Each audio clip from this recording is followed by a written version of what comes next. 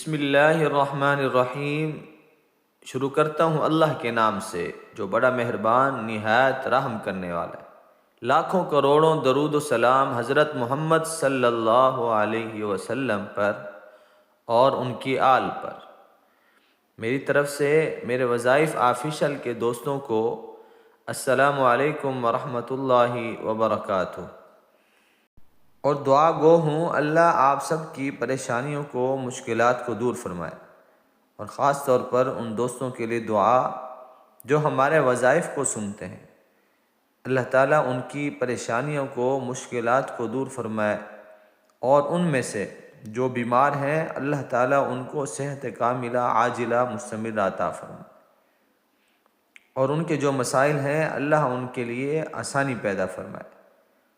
تو دوستو، آج کے وظیفے میں آپ کو ایک ایسی صورت کا وظیفہ بتاؤں گا جو وظیفہ حضور صلی اللہ علیہ وسلم نے اپنے صحابہ رضی اللہ تعالی عنہم اجمعین کو بتلایا۔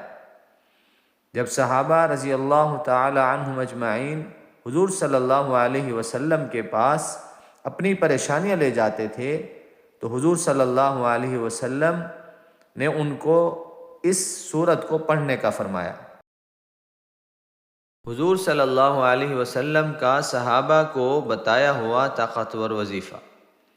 میں آپ سے ایسی بات شیئر کرنا چاہتا ہوں جس کی مجھے بھی ضرورت ہے، ہر کلمہ گو کو بھی ضرورت ہے، جو اللہ اور اس کے رسول صلی اللہ علیہ وسلم پر ایمان لائے اس کے لیے ضروری ہے کہ ان کے حکموں کا پابند رہے، اللہ کے حکم کو مانے، اس کے اوپر عمل کرے، محمد صلی اللہ علیہ وسلم کے ہر طریقے کو، ہر ادا کو دل کی گہرائیوں سے محبت کے ساتھ تسلیم کرے۔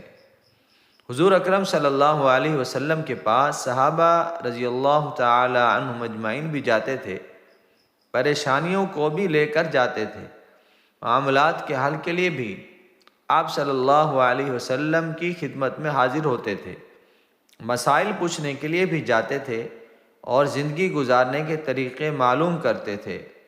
تو آپ صلی اللہ علیہ وسلم نے ایک غریب آدمی سے لے کر بادشاہ تک ہر آدمی کی زندگی گزارنے کے طریقے بتائے۔ کوئی آدمی جاتا کہ ہمارے گھر کے اندر رزق کی تنگی ہے، کاروبار نہیں ہے، پریشان ہے، تو آپ صلی اللہ علیہ وسلم کیا بتاتے تھے؟ فرمایا کرتے تھے سورہ واقعہ پڑھ لیا کرو۔ یہ سورہ واقعہ 27ویں سپارے کے اندر ہے، اور پھر یہ کہتے تھے کہ میرا دل چاہتا ہے میرے ہر امتی کے سینے کے اندر یہ سورت محفوظ ہو جائے۔ اور بہت سارے صحابہ کے واقعات بھی موجود ہیں۔ حضرت ابو ہریرہ رضی اللہ تعالی عنہ، بہت جلیل القدر صحابی، فاروق اعظم رضی اللہ تعالی عنہ، اپنے دور خلافت میں ان کا جو ماہانہ معاوضہ تھا، ان کی جو تنخواہ تھی وہ روک دی، اور دل میں سوچا کہ وہ میرے پاس آئیں گے اور آ کے میرے پاس مطالبہ کریں گے کہ میرے کام کا معاوضہ کیوں نہیں دیا۔ جب انہیں پتہ چلا کہ فاروق اعظم رضی اللہ عنہ نے میرا مہینہ کا معاوضہ روک دیا ہے، فوراً اپنے گھر گئے، جا کر بچیوں سے کہا کہ آج کے بعد تم سب نے سورہ واقعہ پڑھنی ہے۔ انہوں نے پڑھنی شروع کر دی۔ 6 مہینے گزر گئے، فاروق اعظم رضی اللہ عنہ انتظار کر رہے ہیں کہ حضرت ابو ہریرہ رضی اللہ عنہ میرے پاس تشریف لائیں گے اور آ کر مجھے کہیں گے کہ آپ نے میرا معاوضہ کیوں روکا۔ وہ گئے نہیں، اور آخرکار فاروق اعظم رضی اللہ عنہ کو خود بلانا پڑا، اور بلایا اور پوچھا کہ آپ نے اپنے لیے کوئی اسٹاک جمع کر رکھا تھا، 6 مہینے ہو گئے، آپ نے کوئی ہی رابطہ نہیں کیا۔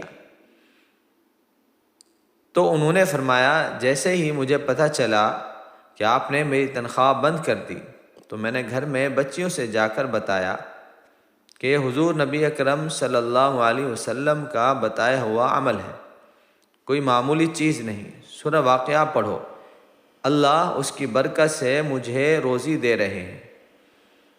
اللہ تعالی ہم سب کو یہ سورت بلا ناغہ پڑھنے کی توفیق عطا فرمائے۔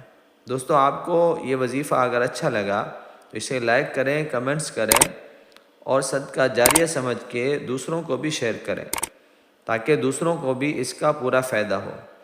اللہ ہم سب کا حامی و ناصر ہو۔ السلام علیکم ورحمۃ اللہ وبرکاتہ۔